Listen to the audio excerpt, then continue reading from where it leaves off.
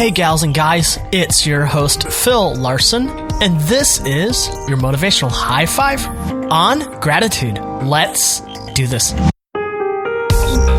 Hello, and welcome to your motivational high five, my short and to the point podcast. What it is tuning in. We welcome ourselves, we invite ourselves to tune in to approach certain aspects with maybe some healthier thinking, some ways of going about it, and hopefully we gain some sort of motivation to do things differently or to be encouraged and reinforce positive behavior that we've already begun. And in the spirit of an episode on gratitude, I just want to share my gratitude.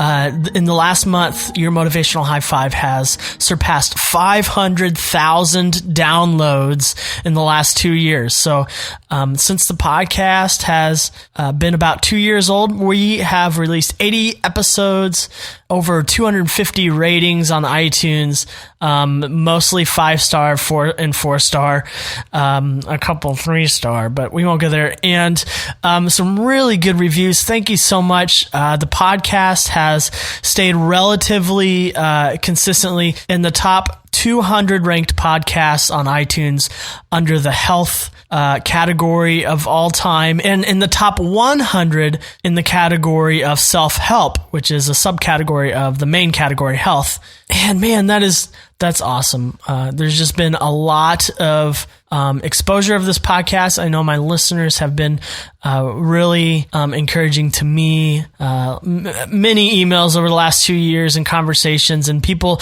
opening up further through email and even some Facebook messaging. So thank you. 500,000 downloads, and I have so much gratitude, and I'll tell you why. My first job out of college in 2007 was as a youth pastor at about 1,000-person church. And this became my identity into, as I was graduating, newly married, getting into adulthood, defining myself and who I am. And so for the next 4 years until 2011, I led and had influence over a small group of teenagers that I got to know really well, and they got to know me. And in 2011, my wife and I were both laid off at that church, and life as I knew it changed completely in a single day. And my identity was put into question, like, this is who I am, now I don't have it, now what? And my voice and all of this. And so now, a few years later, having a podcast of consistent subscribers and at least 20,000 downloads a month, and people just responding with such, hey, this has been so helpful to me.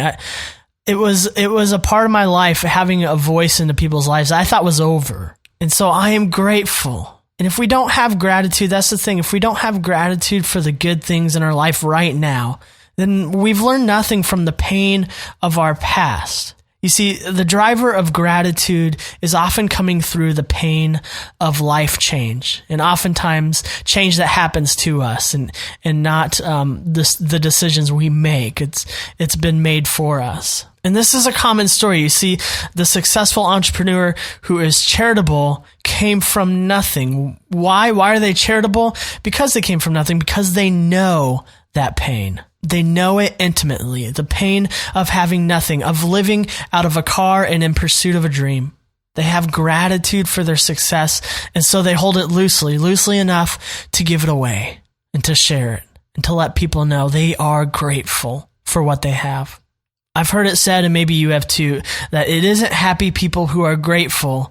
It is grateful people who are happy. And I think there's a lot of truth to that, but I also think that's a little too easy. And I want to take it a step further, because if you think of a good story, think of Lord of the Rings.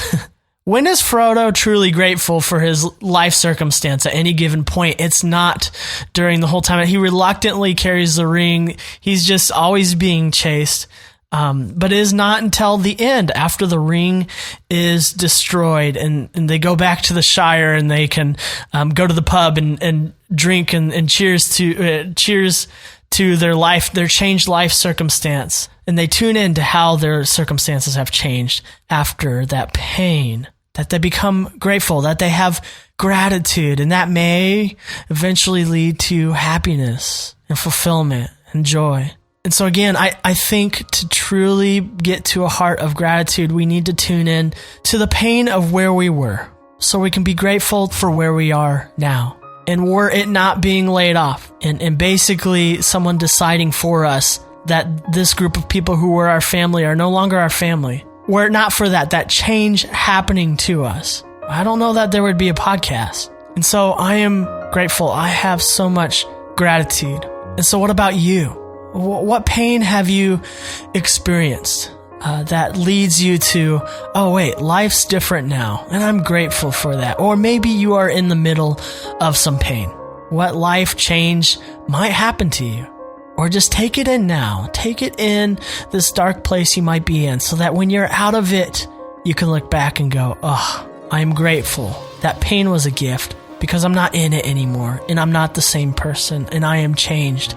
And there is gratitude. Here we are at the end of this episode, and really that is a lot of what this podcast is. Hope for change. And when we experience that change and we look back, we see where we've came from, we are grateful. We do that by trying as best we can to connect with ourselves through reflection, looking at ourselves and saying a positive mantra. And at the end of every episode, we do this. If you're new, this is what we do. And participating in neuroplasticity, the neuroscience that says our brain can be rewired through positive voices and through positive reinforcement. And if you want more information, check out episode 15. It's a good episode.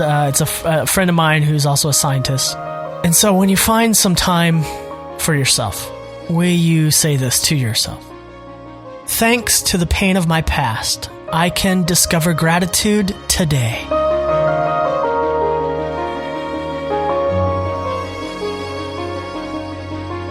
And like any change, it takes some work. And you may just be saying it, and it may feel empty. Well, you're not alone. But continuous, repetitive work, that's how we find change. That's how we experience life change. True change. You know, the things that happen to us are kind of the one and done, but the things that we need to do for ourselves to develop habits have to be repetitive. And so some of the things that some people do to be more grateful, they make a gratitude list every day.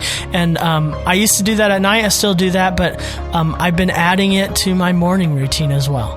But it can't just happen once and all of a sudden, hey, you're a grateful person. No, it's repetitive. The change that you want in your life, you have to make it a priority to continue to do it over and over again. But of course, I can say that every episode. It won't do a dang thing for you. It starts with you.